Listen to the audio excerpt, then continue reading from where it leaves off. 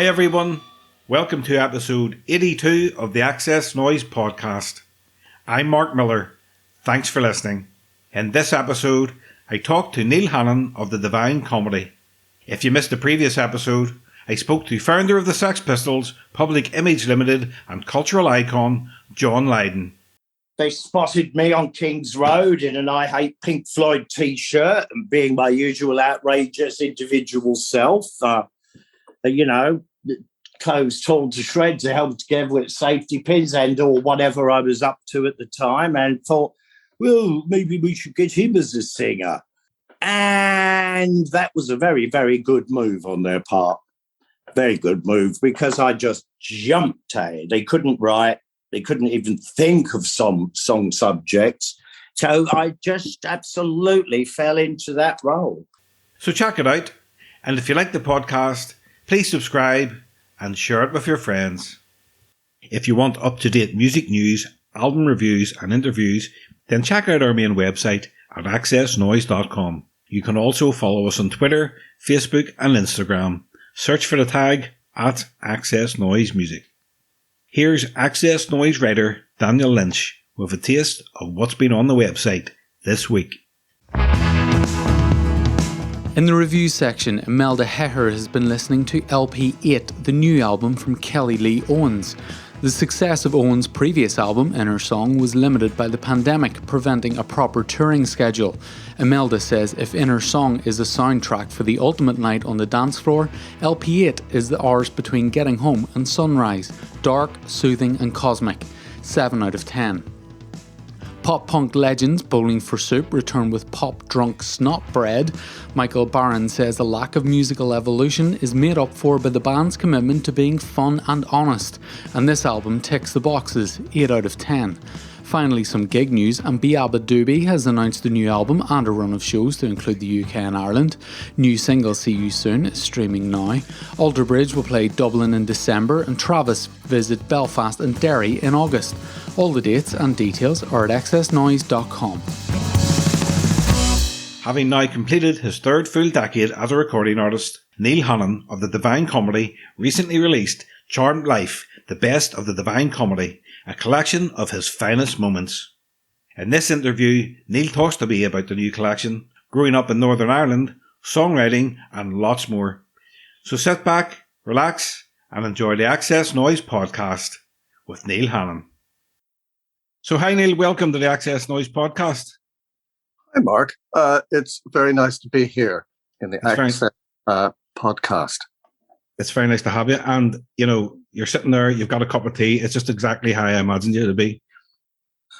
Surrounded by dogs, yeah. Well, let's go back to the beginning. When you were growing up, what sort of music was playing around the house? That's it was pretty wide ranging because of I have 2 elder brothers, and just having two people in the house who were like 2.5 and 5 years older. Suddenly, you got all this music that they were sort of bringing into the house, and I didn't even really know where it came from. I suppose just suddenly listen to this ELO album, and I did, and I loved it.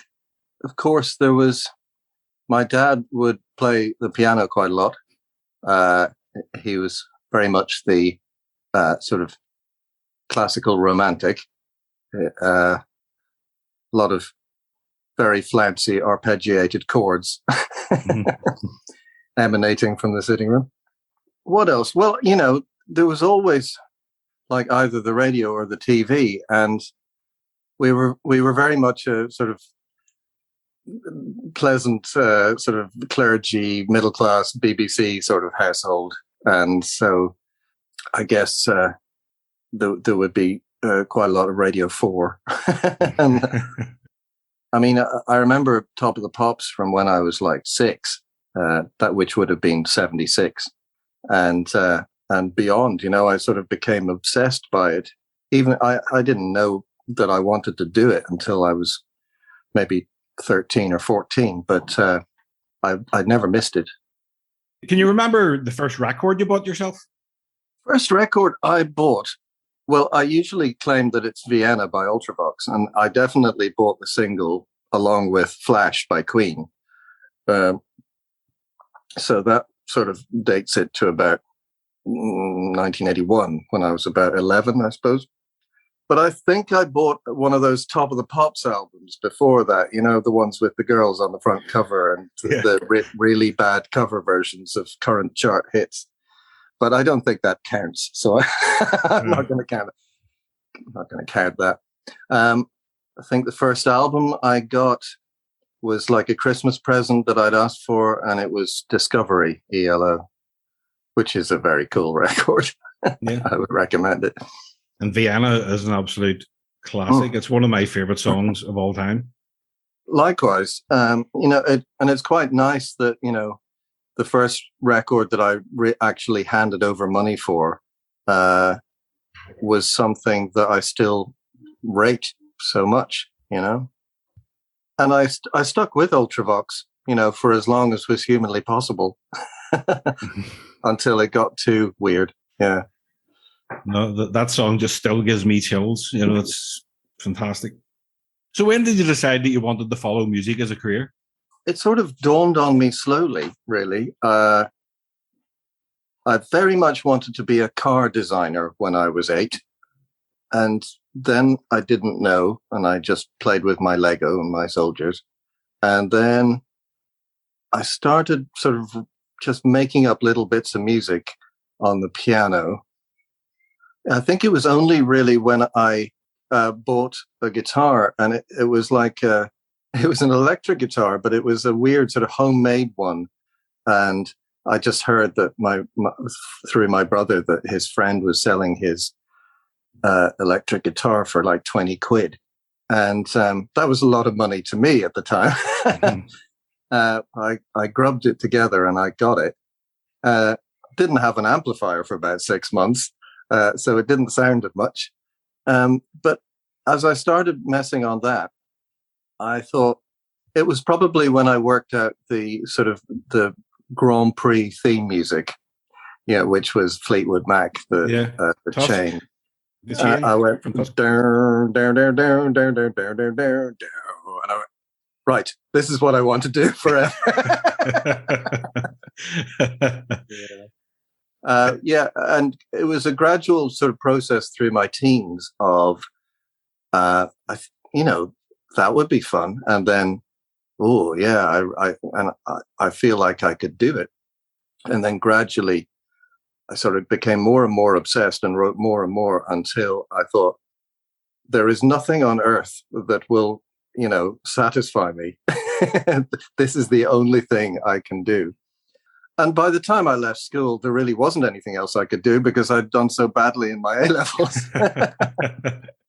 Can you remember the first song that you wrote that you thought, right, this is a really good song? I think that would be a song called Nobody Wins, which I guess I would have been sort of 15, and by which stage I had a little sort of school band together, all, of course, directed by me. They tried to have input, but no. It's funny because I was by no means sort of an assertive individual outside of that context, but when it came to music, it was my way or the highway.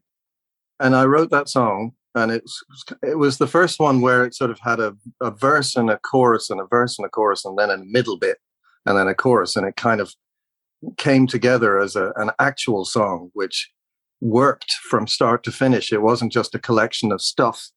And, the chorus was actually quite catchy. It was obviously pretty rudimentary, and the lyrics were, painful, as all teenage lyrics are. It was just like sort of anti-war, but really sort of too simplistic, There was a lot of anti-war songs around in the mid-80s. Well, that leads me on to my next question. Like myself, you grew up in Northern Ireland during the Troubles, which you summed up in the song Sunrise. It's a brilliant song. In the lyric, you say, to see things and still to smile, I know that there was something wrong, but I kept my head down and carried on. And that sort of sums up what the majority of people in Northern Ireland at that time were doing. isn't it? Yeah. It's a funny one to talk about because I was always very conscious of not wanting to sort of piggyback on other people's stories, because they were always, worse than mine, For me, it was just like, depressing news and kind of very sort of second or third hand stories from friends in school. But, we all knew what it was like growing up there. There was just this sort of overarching feeling of doom the whole time, whenever you were happy, you were still kind of fatalistic in the back of your mind. And so that's what I was trying to put across. Also, I don't know, I think I've used music mostly to kind of get away from the feelings that growing up in the province created. And so actually writing a song about it was anathema to me. And it was only when I kind of couldn't really keep it in anymore. And, when the Good Friday Agreement was signed, and I thought, I feel I have to get this off my chest, and move on, So that's why I wrote the song. What was the music scene in Northern Ireland like then? Back when you were trying to start out, you were writing songs, you had the band. I don't ever feel like I was part of any scene, and I wanted to be. I just didn't know where it was or how to be involved. And we ended up occasionally, when I was like 17 or 18, with sort of whatever personnel I had in whatever name of band it was at the time. We ended up, playing in. Why have I blanked suddenly? Is the Limelight. Limelight. I wanted to say Limehouse for some reason. In the Limelight, like on sort of new bands nights with Johnny Hero, sort of promoting it, and he was a good guy. But I mean, apart from that, I didn't really have any concept. We were country bumpkins up from Fermanagh, for the evening. I'm sure it was kind of a little more sort of happening in Belfast or in Derry. And we would occasionally sort of, actually, no, that would have been when we signed very prematurely to Setanta. We were all like, I was 19, they were maybe not 18 yet, because I remember they had to get their parents to sign the deal. And suddenly we had gigs in Dublin because of Keith Cullen's kind of contacts. And we'd go down there to the occasional thing. It was always the situation that there was about 10 or 15 people there, and you'd play to them, and it was great. But we weren't great. I mean, I just don't think I sort of made good music live until about 1996, When you signed that deal, what was your ambition for the Divine Comedy at the start? Oh, well, to be the next U2, I'm not going to pretend that I wasn't ambitious. I was super ambitious, but I was also like into the music, ridiculously into the music. Now, what that music was kind of morphed gradually through the years as I heard different types of music. To begin with, it was very much just wanted to be an indie band, and I was a sort of really sort of cliched late 80s indie kid, into My Bloody Valentine and Ride and REM and Happy Mondays and all of the rest, So that's what we wanted to be. And, the first little sort of mini album, which I would urge people not to listen to, Fanfare for the Comic Muse, is just like really sub REM kind of waffle. There's a few things in there that kind of show potential, shall we say, but nothing you'd want to kind of show off. You see, a lot of people ask me why I kind of ignore that record in the canon, so to speak. Well, it's because it doesn't sound like the Divine Comedy, and it doesn't sort of feel like the Divine Comedy. Whereas Liberation, first sort of full album, I still play lots of songs from that because it's really good, Yeah. So that's the start of it for real for me. Well, you recently released Charmed Life, the best of the Divine Comedy. Did you enjoy looking back on your career to pick the songs for the compilation? No. No. I've spent the last 2 or 3 years in a sort of a weird kind of hell of nostalgia, constantly sort of going back over things.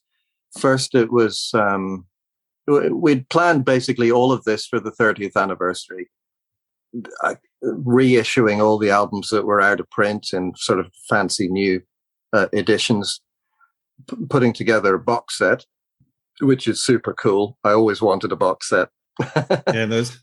And then finally, sort of a new best of, because we did have a best of, but it was in 1999, which is a very sort of tiny part of the whole thing.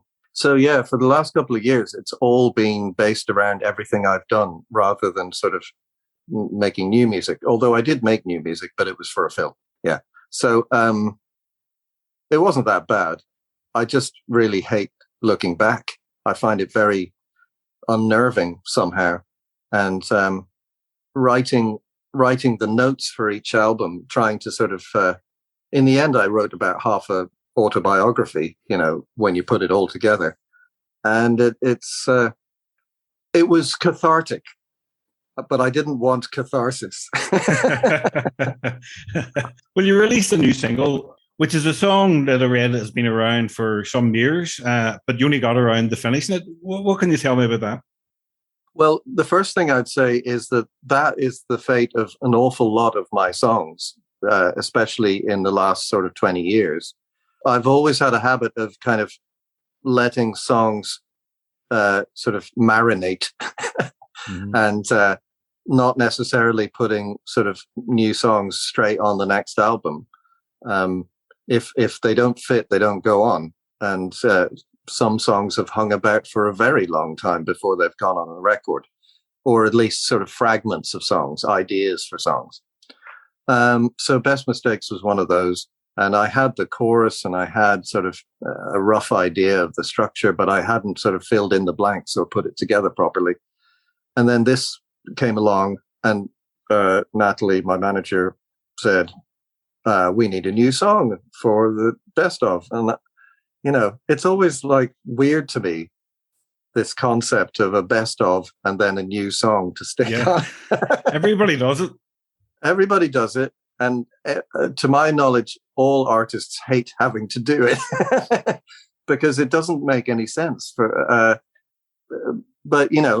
if I was going to do it this time, I thought, well, at least let it be something that sort of reflects what I'm doing and sort of the idea of looking back on it all. And so the Best Mistakes, which it was called, I thought, well, that really says it all, So I sort of fashioned it into a song, not just that it would be a sort of little introduction to the best of, but to be a good song in its own right, You don't want it to sort of be sort of like an off-cut, One of the tracks that has to be on it, and it's just checked today, it's your most popular stream track on Spotify, is National Express. It's over 9 million streams. Are you surprised that it's so popular? Because I think I read before that the record company didn't want you to release it. Yeah. Which is odd. That's mad. Then again, look at most of the pop artists around the moment, and their most streamed songs are like 3 billion, things like that. So I've got a little way to catch up. But National Express, I'd written it around the time, or at least started it when I was making Casanova, the third album. And then, but it didn't suit Casanova. It wasn't, bawdy enough. And then I did a short album about love, and obviously it didn't really fit on that. And then Fin de Siècle, well, that was kind of like such a mishmash of crazy ideas that it fitted perfectly onto that record. And I think Keith and the various other people in the little tiny record company named Satanta just thought it was too obvious. It's like, you're trying to have a hit, but I didn't look upon it like that at all. I mean, yes, I thought it was a hit, but I also thought it was great, because I love that kind of quite throwaway, kind of skiffily feel. And I thought it was just a great hook. Absolutely. And so by that stage, I had Natalie as my manager, and I hadn't had a manager up until that point, crazily enough. And she went, well, that sounds like a hit. And I went, yeah, I know. So we just said, okay, we won't release it first, but it will be the third single, at the very least, As it turned out, that coincided perfectly with the call to support Robbie Williams on a massive arena tour. And he was the biggest pop star in the country at the time. And it all came together, basically. It was absolutely perfect. And even then, its highest chart position was 8. So it's not the sort of massive hit that people kind of consider it to be. It just seems to have had a certain longevity about it. You keep hearing it cropping up like as the happy music when they have done a good audition on the X Factor, or so when they're having a party on Come Dine With Me.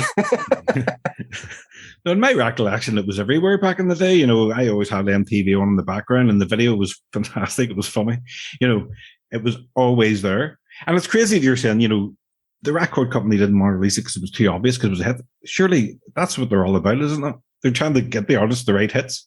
Yeah, but, with little indie labels, they tend to sort of feel like they're trying to do something more important, than hits. And but then again, Keith had very much enjoyed Edwyn Collins having his massive hit with A Girl Like You. And that was the only reason he allowed me to release singles off Casanova. Keith was sort of a cut your nose off to spite your face record company boss. I'm sure he won't mind me saying so. Well, I'm just looking here. I mean, I've got the 3-disc version here. There's just so many great songs on it. What song on this here means the most to you? I find questions like that really difficult to answer because, literally every single one has been written for a reason. And, you take one piece away and it kind of all falls down. What means the most to me? Or what one did you enjoy recording the most? Possibly? I have a love-hate relationship with all of this kind of, bringing the song to fruition, because it's really, really hard and you can get it wrong really easily. Do you say it's hard because what you hear and you find it hard, what you hear in your head, putting it down on the recording? Exactly. Yeah. And,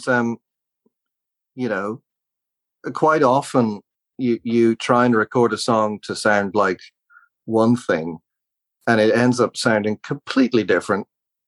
But it's really good in a way you didn't expect, So you've got to just kind of take that on the chin and move on. And also, you don't want to sort of be stuck in the studio for half a year trying to perfect things, which, if it takes that long, then it's probably rubbish. So just get on with it. But I mean, the thing about my shtick, I think, is that more is more. I've always just thought, it's not about sort of writing the classic album or anything like that. It's about just making a whole heap of great music, hopefully. And, the whole thing building into a sort of an idea all of its own. What's your favorite best of album from any other band or artist? I have many favorites. Probably the most obvious one is the Best of Bowie, because I'm a big Bowie singles fan. I'm the same. I prefer And the albums themselves kind of slightly leave me cold, which, you know, will shock and appall many, many music fans. But, you know, whereas that, I think, Changes collection, Bowie, it's just, there's not a bad song on it. It's absolutely thrilling from start to finish. Yeah. But it's people like that sort of, for me, the best of was made for. Yeah, well, I would completely agree with that. I always found it hard to deal, apart from maybe Bowie's last album, Black Star. I always found it hard to listen to his albums the whole way through, but his singles compilations are perfect. Yeah, yeah. It's nice that I'm not alone in this impulse. Well, you had your initial success during the whole Britpop era. I mean, I first seen you perform Something for the Weekend on Chris Evans' TFI Friday. You know, you were doing something totally different musically. It must have been an amazing time then, but completely mad also. Yeah, I mean, it's. I remember Alex from Blur calling his autobiography a bit of a blur, and that's how I feel about it. I don't remember a lot of it sort of in fine detail because I was just being sort of catapulted from pillar to post, and you know. I remember for this compilation, well, for the best of actually, going through all of my old sort of diaries and things. I didn't keep a diary as such. I kept just like a schedule diary. And, you know, there's like 94, one thing in March, one thing in September, you know. And then it gets to like the spring of 1996. And the whole thing goes ballistic. And it's like there's something on every day of every week for about a year.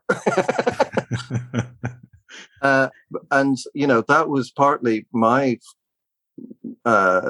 impulse. I wanted, you know, I wanted to do it and I wanted to get it right. And I didn't want to mess up by not doing enough.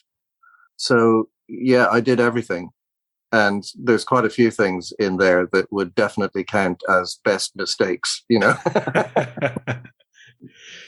Well, and I said I'd seen you on TFI. It was a fantastic program at the time, but you mentioned at the start Top of the Pops. So what was your first Top of the Pops performance like, and how did that feel? That must have been amazing. It was something for the weekend. I remember it.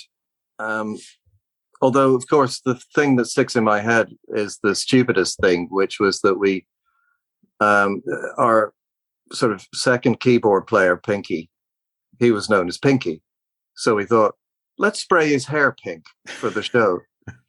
And he really regrets it to this day that he allowed us to do that. But, you know, you just kind of, it's the same thought. You're here, you're on Top of the Pops, for God's sake. Let's go the whole hog, you know? I mean, to this day, I'm just sort of surprised and delighted. And, you know, I can hardly believe that I actually set out to do it and it worked, you know. And so I feel richly blessed, to be honest, you know, because pretty much all I wanted from the moment I saw, like, Phil Oakey with his like hair down here singing Love Action on Top of Pops was to do that. And I did it. So, I mean, I don't think I was as good as the Human League, but I definitely did it. And I've got my little sort of, the name of the band scratched into the pantheon of pop, you know. It's a very small scratch and it's just round the back next to the toilets. Was it what you expected? No, I expected to be playing arenas by about 2002 and to be having million sellers, and that didn't happen. And yet I'm almost pleased as well that didn't happen, because I feel like as a person that could really mess you up. I look at the people that happens to, and I think, you're a bit messed up, aren't you? You know. Whereas I have this sort of polite sort of notoriety. It's not even fame. The people who want to know about me know about me. And I can walk down any street in any part of the world and will not get a flicker. It's brilliant, But then, I might go into a gig, somebody's gig, and then a few people will recognize me. So it's just like the right amount of fame. But really the thing that I'm most pleased with is that I am here at the age of 51, still making records, people still wanting to hear new records. And we did try and sort of angle that. We tried to, after the first burst of pop silliness was over, try to kind of realign things so that people, they weren't expecting us to be sort of having massive pop hits, but they would still come to the shows. And in fact, we play bigger shows now than we did in the 90s by a long way, because we've sort of accumulated fans, like a snowball effect. Yeah. And, there were fair weather fans in the 90s who just liked pop silliness, and that's cool. But I think sort of the people who follow us now, really rate the whole thing, the canon. Hannon's canon. Well, talking about that canon, so far you've released 12 studio albums. If you were to recommend one of those albums to someone who had never heard of Divine Comedy before, what album would you choose them to start with?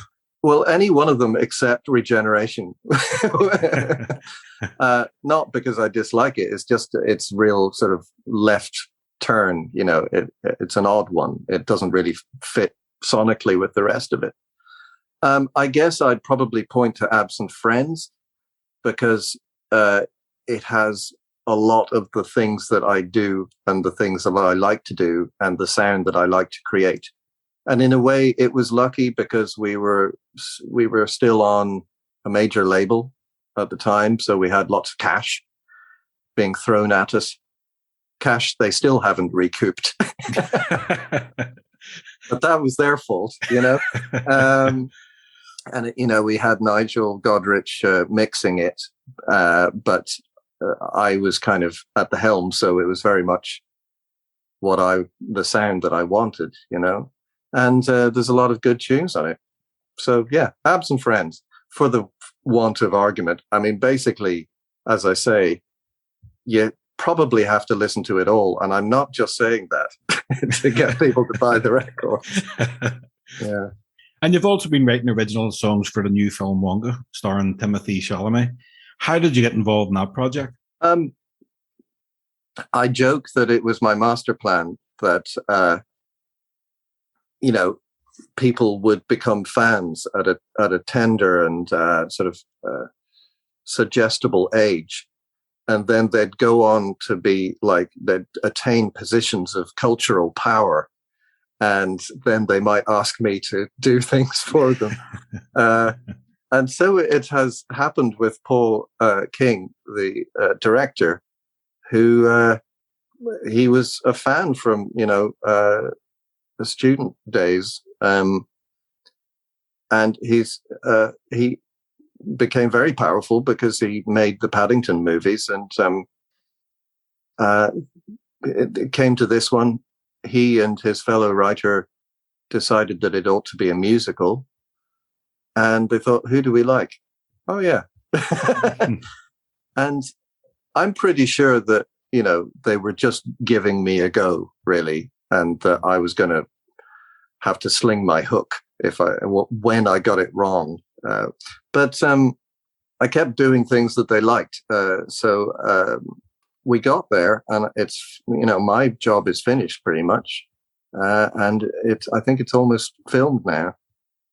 It's still not out until the end of 2024, which is very sort of, it's like Christmas has been sort of postponed or something. So don't hold your breath. But I'm looking forward to sort of, I still can't quite believe it. I feel like something's going to go wrong.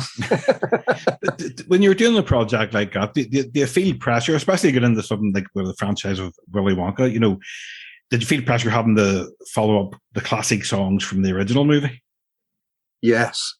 But I feel like I'm sort of, I wouldn't have been able for it, 10, 15 years ago. But I've done quite a lot of sort of extracurricular work. And I was sort of happy and ready to play, I'm confident. And I loved the, Anthony Newley and Leslie Brickus songs from the original. And I kind of knew exactly what sort of vibe we were going for. So I think I was pretty well placed to give it a go. Yeah. And you've also famously fathered Ted and the classic My Lovely Horse for TV. But do you have to approach songwriting completely differently when you're writing for TV and movies? Yes and no. The thing is that you have to try and retain the sort of spontaneity of just coming up with something that you like. If you really try too hard to kind of tick boxes and go for what you imagine that they want, it can quite often be quite boring and workmanlike. And so you do have to try and sort of just blurge out kind of cool ideas you've had and hope that sort of something sticks, really. But then again, you do have to tick boxes and you have to make them happy as well. So it's a balancing act.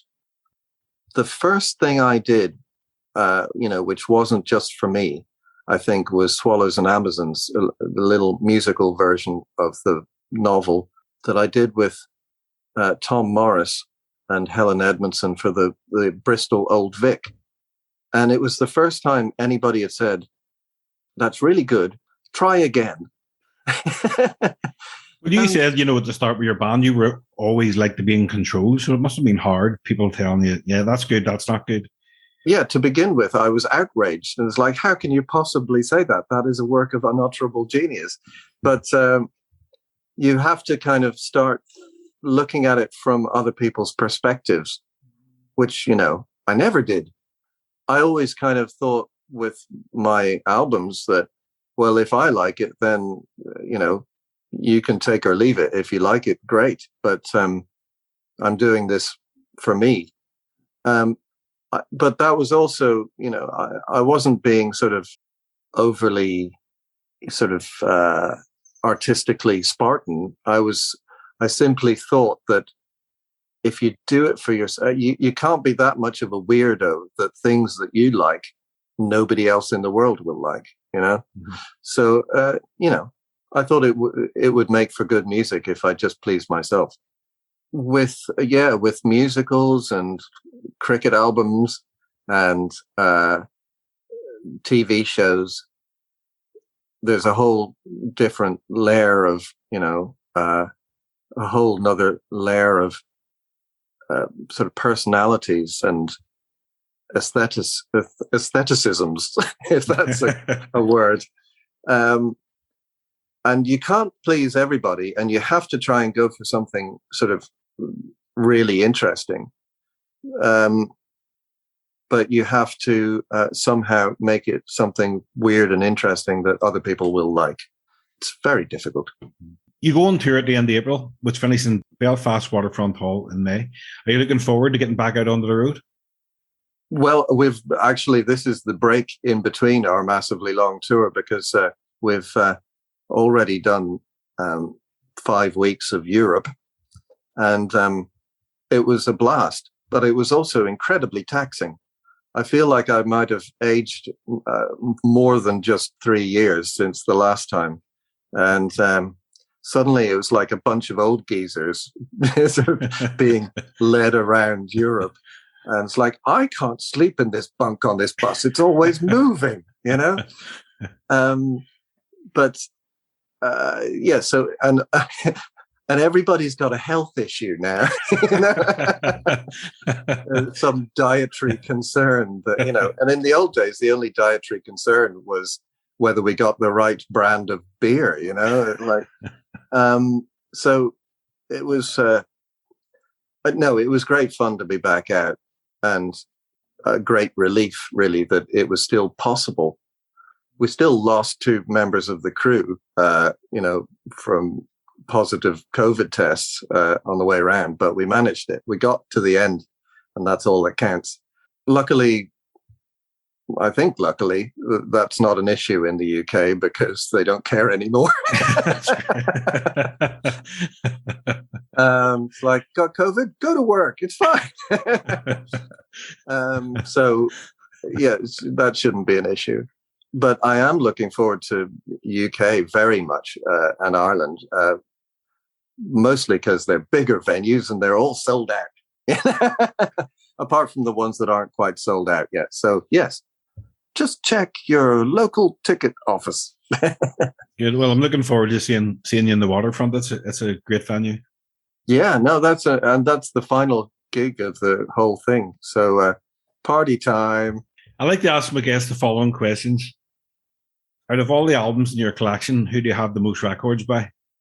I was going to say Scott Walker immediately, but then I realized he didn't really make that many albums. I think, bizarrely, it's Leonard Cohen, because one day I just went into a shop and thought, I love Leonard Cohen. I'm going to buy all of his albums. And, he's got about, 20. So, yeah. It's probably Leonard, but the funny thing is that, it all stopped about 7 or 8 years ago when streaming came along, and suddenly it's like, why should I buy another record? Which is a terrifying prospect. I will try to keep going and keep buying at least vinyl because, I like vinyl, and I don't often play it because I am just a creature of the age. If it's easy and you don't have to get out of your seat, that's the way you listen to it. But I do like to buy the physical thing if I really like a band. It just makes you feel better. It makes you feel like you're giving, your sort of seal of approval and a nice bit of wedge to the band in question. Yeah, I like to do that as well. Because that's what Spotify is a very good tool for that there. You can listen to them and go, I really like that. I'll bet in vinyl. Yeah, I'd like to think that that's what people do these days. I know my daughter does, which is cool, because I'm not a good kind of bellwether. I live in the middle of nowhere, and I don't like shopping. So in every way, I'm not the right sort of demographic. Which song or album is your guilty pleasure? It's funny, when we were working together a lot, Thomas Walsh of, Pugwash and Duckworth Lewis method fame, said, I really don't like the term guilty pleasure. It's like it's either a pleasure or it's not, and you shouldn't feel guilty about it one way or the other. I went, my God, you're right, So I've ceased having guilty pleasures, but I suppose things that people wouldn't imagine that I should like are like, I have a great love of, really stupid one-hit wonder sort of pop, of the sort of Birdie song, Barbie Girl, Wigfield Saturday Night variety, I just enjoy I enjoy it when somebody has a very simple idea and they just hook it up to the most impossibly catchy tune and it works and it makes you smile. And I don't think it doesn't have to be any more complicated than that. I mean, I make it considerably more complicated than that, but that's me, Yeah. That's what it's all about. Indeed, yeah. Last one, Neil. The Charmed Life press release says Neil Hannon is now, without doubt, a national treasure and one of the finest singer-songwriters of his generation. So what does it feel like being a national treasure? I was pleased when I wrote that. No, well, the first thing to say is, like, which nation? Sometimes presenters on shows in England call me a national treasure, and I think, really? I'm from Northern Ireland. I live in the south of Ireland. But, sure, whatever. You'll take that? Yeah. I'll be a French national treasure if they want, It feels a bit like, when they give someone a Lifetime Achievement Award. It's sort of a quiet pat on the back and you can go away now. But, honestly, people can call me literally anything they want. And I will just keep making my little records and being happy. Happy days. Well, Neil, that is me done. Thanks very much. Thanks, Mark. Yeah, that was fun. Thanks. I will now go and feed the dogs. Okay, well, listen, again, take it easy. Look forward to seeing you in Belfast, and have a good day. Totally. Cheers. Thanks, Cheers, Neil. Bye.